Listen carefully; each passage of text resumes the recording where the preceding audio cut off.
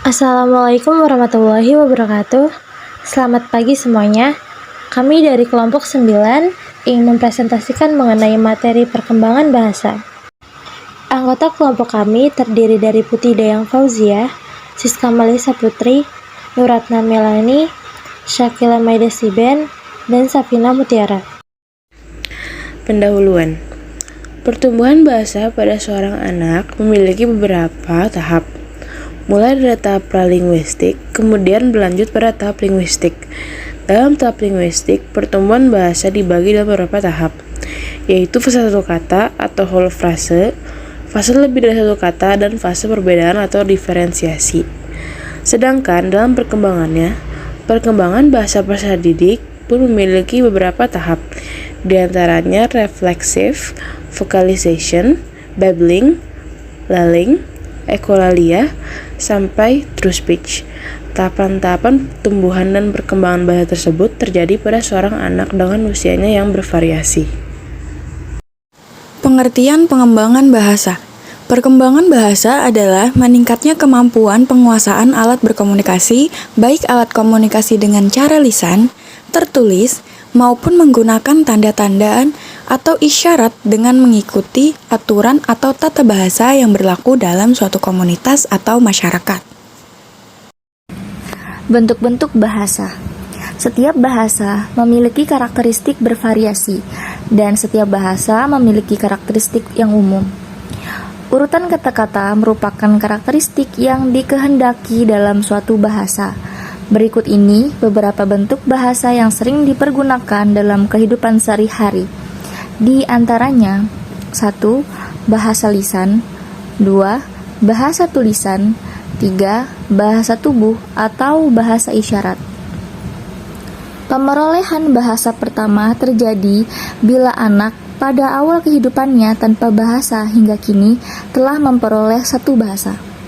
Bahasa ibu, bahasa pertama, menjadi salah satu sarana bagi seorang anak untuk mengungkapkan perasaan, keinginan, pendirian, gagasan, harapan, dan sebagainya. Sedangkan pemerolehan bahasa kedua dimaknai saat seseorang memperoleh sebuah bahasa lain setelah terlebih dahulu ia menguasai bahasa pertamanya, bahasa ibu, sampai batas tertentu. Proses pertumbuhan bahasa. Pertumbuhan bahasa dimulai dari tangisan pertama sampai anak mampu bertutur kata. Pertumbuhan bahasa terbagi atas dua periode besar, yaitu periode pralinguistik 0-1 tahun dan linguistik 1-5 tahun. Mulai periode linguistik inilah saat anak mengucapkan kata pertama yang merupakan saat paling menakjubkan bagi para orang. Periode linguistik terbagi dalam 3 fase besar, yaitu 1. Fase satu kata atau whole frase, 2. Fase lebih dari satu kata, dan 3. Fase perbedaan. Fase satu kata atau whole frase. Pada fase ini, anak mempergunakan satu kata untuk menyatakan pikiran yang kompleks, baik yang berupa keinginan, perasaan, atau temuannya tanpa perbedaan yang jelas. 2. Fase lebih dari satu kata. Fase dua kata muncul pada anak berusia sekitar 18 bulan. Pada fase ini, anak sudah dapat membuat kalimat sederhana yang terdiri dari dua kata. Kalimat tersebut kadang-kadang terdiri dari pokok kalimat dan predikat. Kadang-kadang pokok kalimat dengan objek, dengan tata bahasa yang tidak benar. Dan yang ketiga adalah fase perbedaan atau diferensiasi. Keterampilan anak dalam berbicara mulai lancar dan berkembang pesat.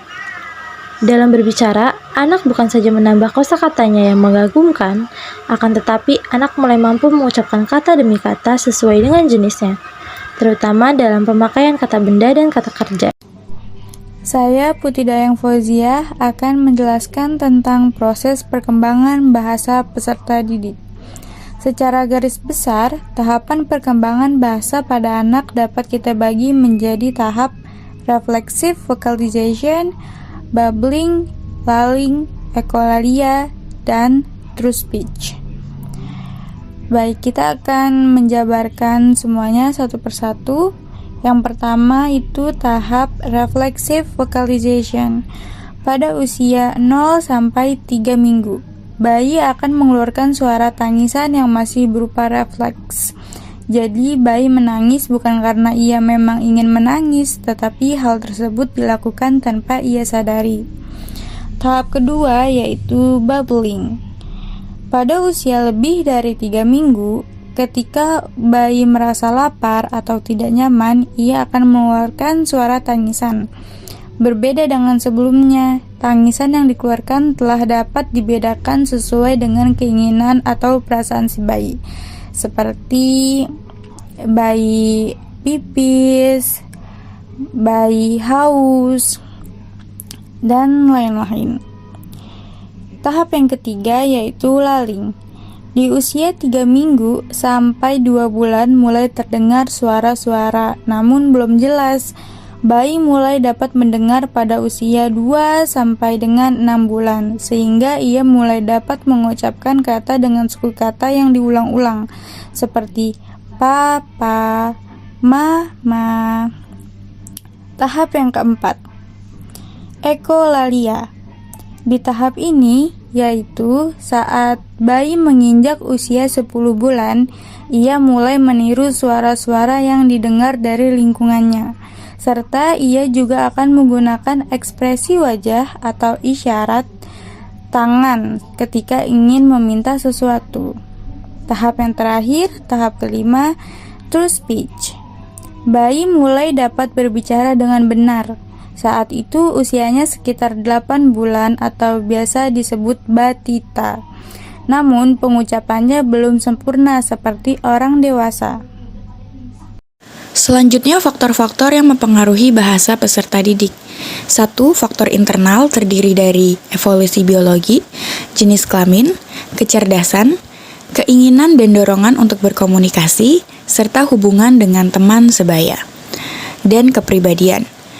2. Faktor eksternal terdiri dari faktor kognitif atau pola asuh, lingkungan luar, kesehatan, dan keluarga, atau jumlah anggota keluarga, urutan kelahiran, dan metode latihan berbicara. Sekian presentasi dari kami. Terima kasih sudah menyimak, dan apabila ada pertanyaan, silahkan ditanyakan. Wassalamualaikum warahmatullahi wabarakatuh.